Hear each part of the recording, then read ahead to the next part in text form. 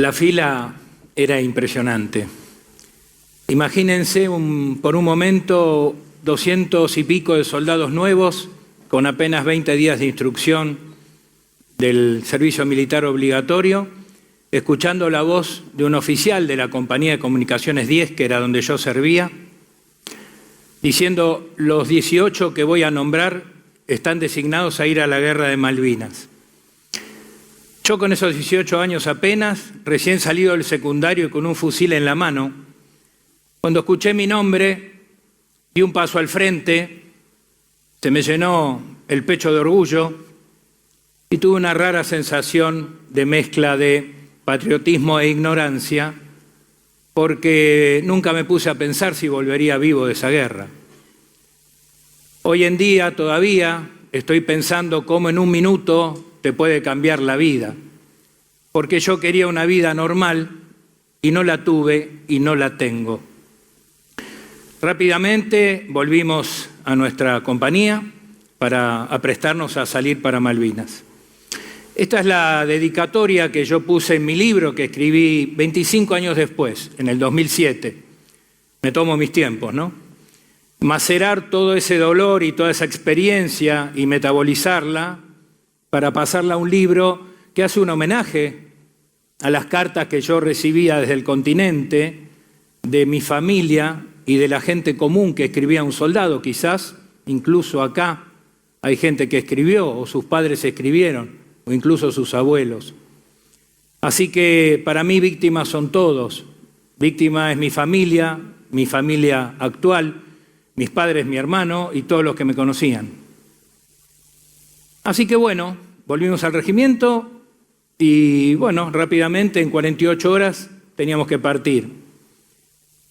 Los regimientos generalmente también tienen una reja que separaban a la familia de los soldados y abrazarse a través de una reja es muy difícil, casi imposible.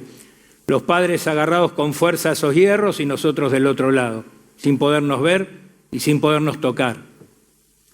Así que en un momento el camión empieza a salir y yo me pude acomodar en la parte de atrás del camión del ejército, que es altísimo, seguramente algunos habrán visto. Y en fila para una avenida y tuve la suerte que lo paró un semáforo. Cuando me doy vuelta, mi mamá es una cosita así que mide 1,40 m y pico, y las madres en los años 80 no corrían, no existía el running. Y cuando yo vi correr a mi mamá, casi me descompongo, nunca la vi correr. Y corre buscando el camión, desesperada, y estira la mano, y trae algo que yo para poder tomarlo tuve que apoyarme en el filo de la puerta y apoyar el estómago, y haciendo fuerza llegué y me entregó un llaverito que lo tengo, me lo llevé a la guerra y lo traje, y todavía hoy siento el roce de los dedos de mi mamá. Increíble. Ese no era un llavero cualquiera, tenía una plegaria, una oración para la persona que viaja, que vuelva bien y que vaya bien y que no lo acechen los enemigos. Y viniendo de la mano de mi mamá, era perfecto. Así fue que cuando llegamos a Malvinas, lo primero que hicimos fue cavar las trincheras, esperar, había unos tiempos muertos bastante importantes todavía, y las cosas se empezaron a poner más feas a mitad de mayo.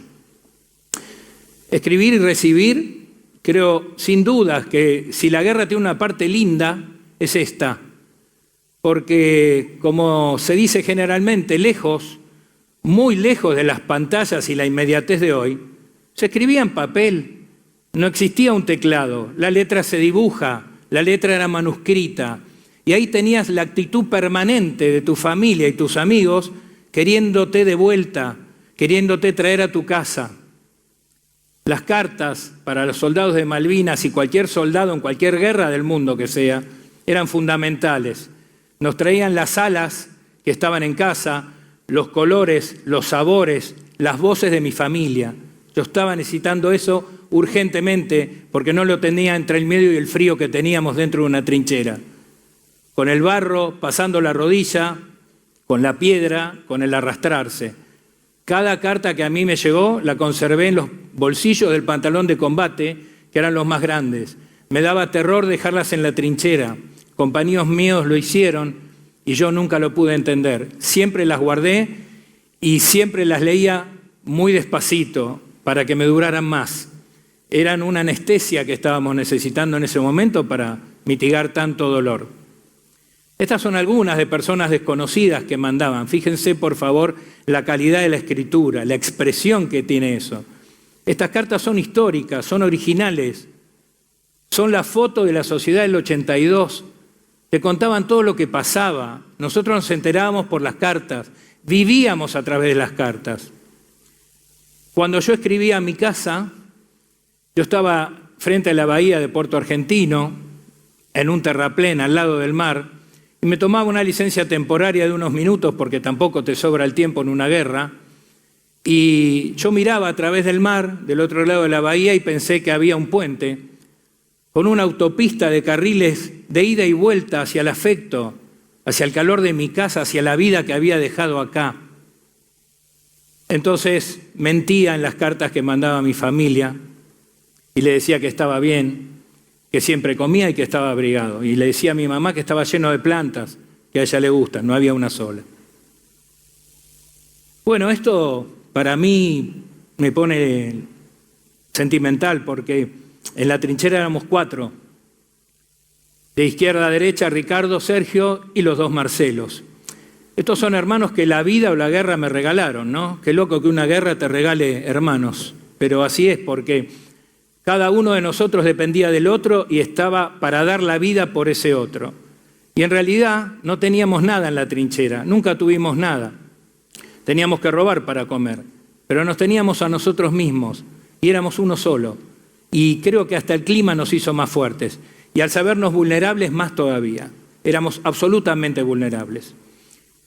Yo robé para comer, comí para vivir un día más y viví ese día más para repartir entre los compañeros. A ninguno que encontrara o robara comida se le iba a ocurrir comerla él solo, sin repartir.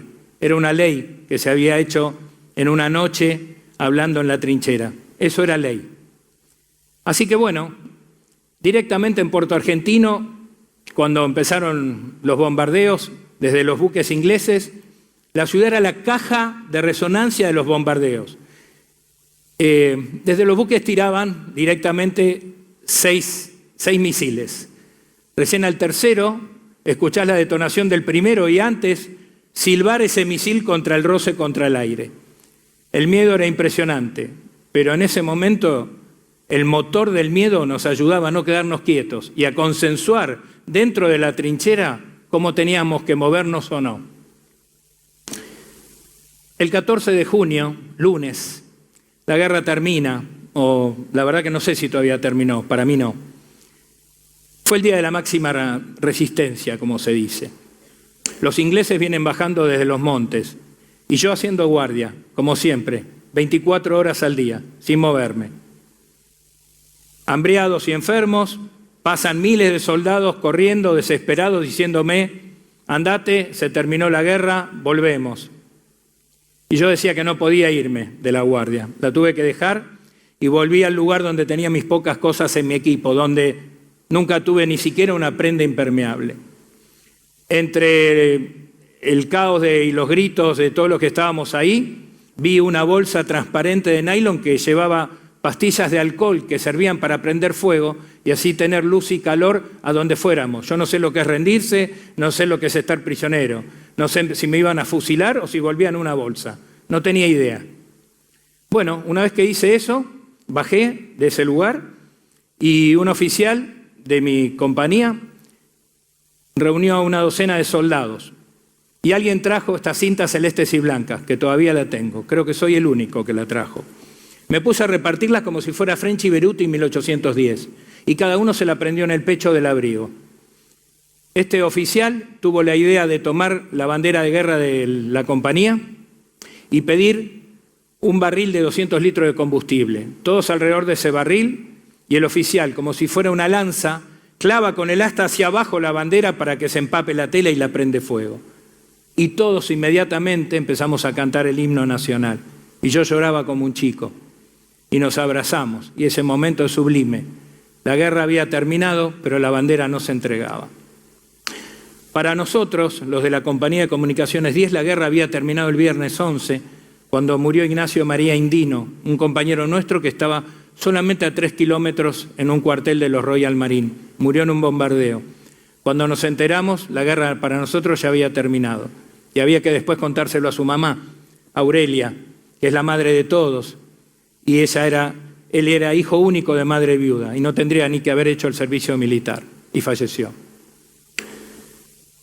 Bueno, más adelante un retén inglés nos toma ya prisioneros y me empiezan a buscar cosas de entre la ropa. Y yo no quería entregar nada, siempre las cartas guardadas y el casco puesto. Cuando el inglés me revisa, toca acá el pantalón de combate y saca las cartas que las conservaban en unas bolsitas para que no se humedezcan y se rompan, porque siempre andás arrastrado en el barro. Y me dice en perfecto castellano, ¿qué es esto? Digo, son cartas que me mandó mi familia y gente desconocida, pero me las tenés que dejar. Y ahí se me ocurrió decirle, si yo te las dejo, no me voy a acordar quién soy, porque perdí todo, acá perdí todo. Te di el fusil, te di las municiones, ya perdí todo, no sé qué me queda, no sé qué me va a pasar. Por lo menos con las cartas me voy a acordar quién soy porque va a estar mi nombre en el papel. Y accedió. Y también accedió a dejarme el casco. Ya prisioneros, las noches todavía eran más largas en Malvinas y más crueles. Y alguien había decidido que todos nos pareciéramos. La piel de la cara quemada por el viento, la ropa hecha jirones, el alma ausente y la mirada perdida. Así estábamos nosotros. Llega un momento que volvemos al continente, en el Bahía Paraíso, en el buque Hospital, habiendo jurado la bandera ahí arriba, el 20 de junio, después de una tormenta tremenda. Y empecé con lo que yo llamo primero mi reparación, porque en ese barco volvíamos los más enfermos. Así que traté de ponerme bien físicamente y empezar a pensar en mi futuro. Pero antes de mi futuro necesitaba inmediatamente un presente, porque yo mi juventud ya la había perdido en la guerra. Entonces me empecé a reconstruir y empecé a pensar en meterme en una facultad y buscarme un trabajo. Me aterraba caer en una depresión profunda casi segura que me iba a atrapar. Igual que la niebla en Malvinas te atrapa, a muchos la muerte los tomó y a nosotros solo nos rozó y pudimos volver. Creo absolutamente en las segundas oportunidades. Yo soy fruto de una segunda oportunidad, pero también cargo con la culpa del sobreviviente, con ese síndrome que habla de que el que vuelve, sabiendo que otro murió para que yo vuelva a mi casa, a mí me dura todavía y me duele un montón. Ya con la transformación empecé a pensar cómo puedo hacer un homenaje a mis compañeros caídos. Y ese 20 de junio, al bajar del Bahía Paraíso en la Patagonia, me prometí volver un 14 de junio a Malvinas y hacer un homenaje a los que quedaron ahí. Y junté 320 rosarios que con Laura, mi mujer, amorosamente pusimos el apellido de cada familia y dejamos ese homenaje. Este es el Monte Harriet, hay una cruz de aluminio blanco increíble, lo que se ve atrás es el Monte Williams, que es la montaña perfecta, y hay un baúl que se ve al pie de la cruz donde uno puede escribir lo que quiera y dejar un mensaje al que lo quiera tomar. Y desde ese momento siempre pensé y me puse a pensar que hubieran sido los soldados que nunca volvieron, que no tuvieron la oportunidad, que no van a llegar a viejos, que no van a ver crecer a sus hijos o a sus nietos. No tienen la oportunidad que tengo yo en esta segunda vuelta de tratar de ser el mejor esposo que pueda, padre, hermano e hijo. Yo tengo esa oportunidad y la quiero aprovechar en homenaje a los que nunca están. Muchos de nosotros tenemos cicatrices, nos pasan cosas, pero yo las muestro y las comparto. Las mías están acá y acá.